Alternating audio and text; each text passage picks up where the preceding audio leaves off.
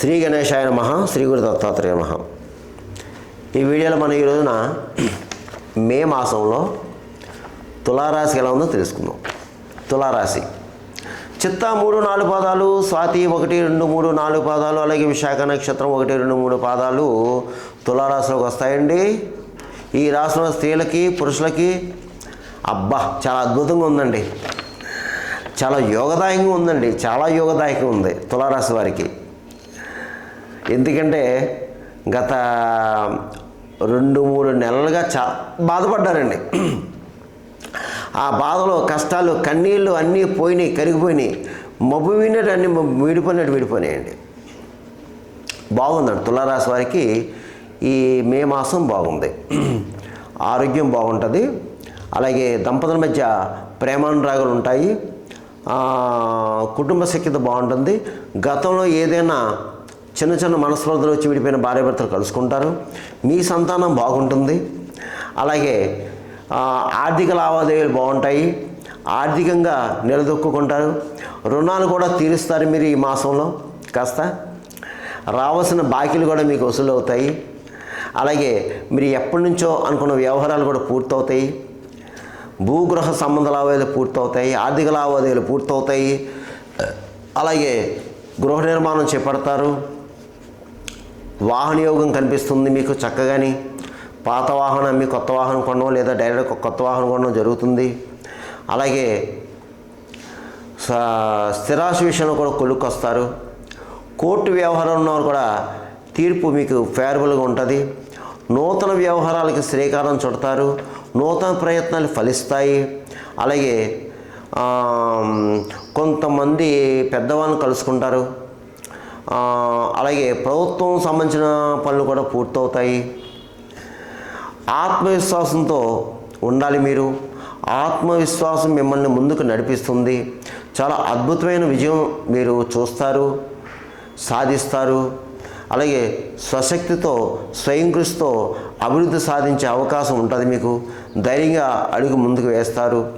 అలాగే మీకు ఈ మాసం శత్రు జయం, వ్యవహార జయం, కార్యసిద్ధి, సంకల్ప సిద్ధి, అనుకున్న పనులన్నీ పూర్తవుతాయమ్మా.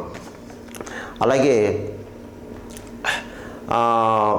ఇతర దేశం వెళ్ళేవారు అంటే వ్యాపారరీత్యా, ఉద్యోగరీత్యా, చదువురీత్యా ఇతర దేశం వెళ్ళే వారికి కూడా బాగుందండి.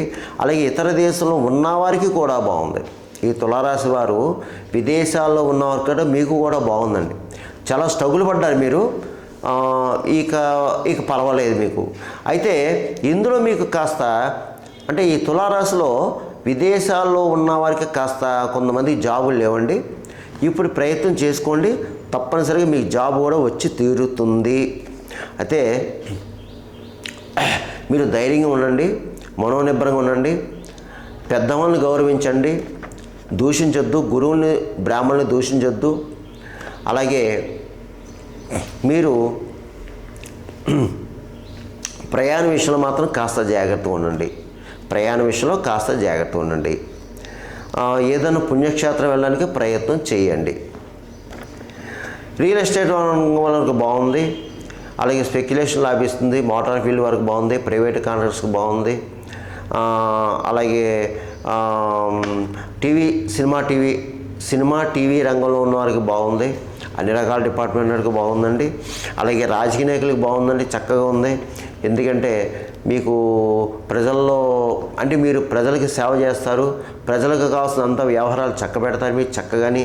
అందువల్ల ప్రజలు మంచి గుర్తింపు తెచ్చుకుంటారు.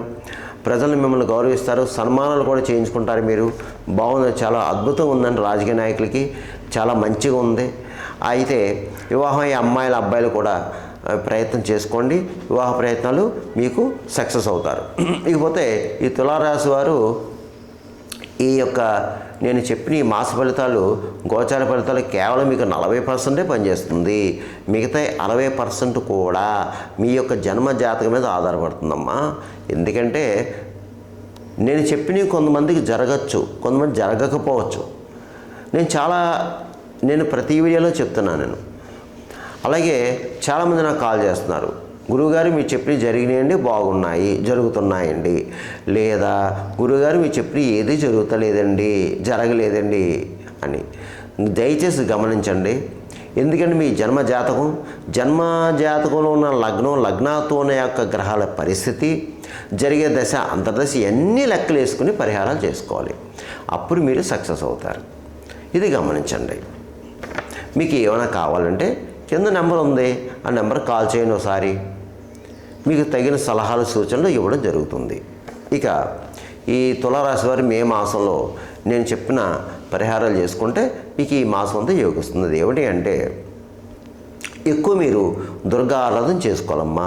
దుర్గాదేవి ఆరాధన చేసుకోవాలి, దుర్గా అష్టోత్తరం చదువుకోవాలి, అలాగే మహాలక్ష్మీదేవి ఆలయాలు దర్శించుకోవాలి, కుంకుమ పూజ చేయించుకోవాలి.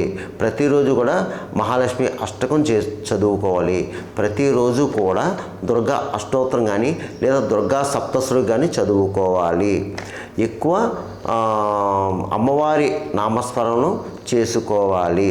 అలాగే దగ్గరలో దేవాలయాన్ని దర్శించుకోండి. ఏ దేవాలయమైనా సరే శుక్రవారం వెళ్ళి చక్కగా అమ్మవారి కుంకుమ పూజ చేయించుకోండి. ఇకపోతే ఎక్కువ బాధపడేవారు ఎవరైనా ఉంటే పౌర్ణమి రోజున చండీ హోమం చేస్తారు. అమ్మవారి గుడిలో మీకు దగ్గరలో చండీ హోమం జరిగితే అక్కడ చండీ హోమం చేయించుకోండి. అంటే అన్ని రకాలుగా బాధపడేవారు, ఎక్కువ సకల శత్రు రోగ రుణబాధలు ఉన్నవారు చేయించుకోండి. ఇక శివాలయంలో ఒకసారి రుద్రాభిషేకం చేయించుకోండి. మూగజీవులకి ఆహారం పెట్టండి. అంటే పావురాలకి జొన్న వేయండి, కాకులకి తీపన్నం పెట్టండి, అలాగే పిచ్చుకలు చిరుధాన్యం వేయండి, కుక్కలకి బిస్కెట్లు బ్రెడ్ పెట్టండి, గోవుకి పచ్చగడ్డ వేయండి, భిక్షగాలికి ఆహారం పెట్టండి అమ్మ. దయచేసి భిక్షగాలు దొరుకుతారు, ఆ భిక్షగాలికి బ్రెడ్డో లేదా అరటిపండో ఇవ్వండి, పెరుగన్నం ఇవ్వండి, లేదా మజ్జిగ ప్యాకెట్ ఇవ్వండి, మంచినీళ్ళు ఇవ్వండి. ఇది ఎండాకాలం, దయచేసి బాటసార్లు ఉంటారు, ఎక్కడైనా పెద్ద కుండ పెట్టండి, మంచినీళ్ళు సమర్పించుకోండి. లేదంటే చక్కగా మంచినీళ్ళు ప్యాకెట్లు అందివ్వండి, మజ్జిగ పొట్లాలు అందివ్వండి. బాటసార్లకి దాహం తీర్చండి, అన్నదానం చేయండి. నేను ప్రతి వీడియోలో చెప్తుంటాను. ఎందుకంటే మనం ఎన్ని పూజలు పునస్కారాలు యజ్ఞాలు హోమాలు చేసినా కొన్ని కర్మఫలాలు పూర్వజన్మలో మనం చేసిన కర్మఫలాలు ఉంటాయి, అవి అడ్డుతాయి.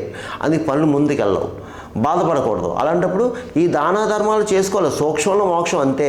ఈ దానాలు ధర్మాలు అన్నదానాలని, ఈ అర్చక స్వామిని ఆశీస్సు తీసుకోవడం, అర్చకులకి దానాలు చేయటం, భిక్షకాలకి దానం చేయటం, ఇలా చేసుకోవడమే, మనకు ఉన్నంతలో చేసుకోవడమే.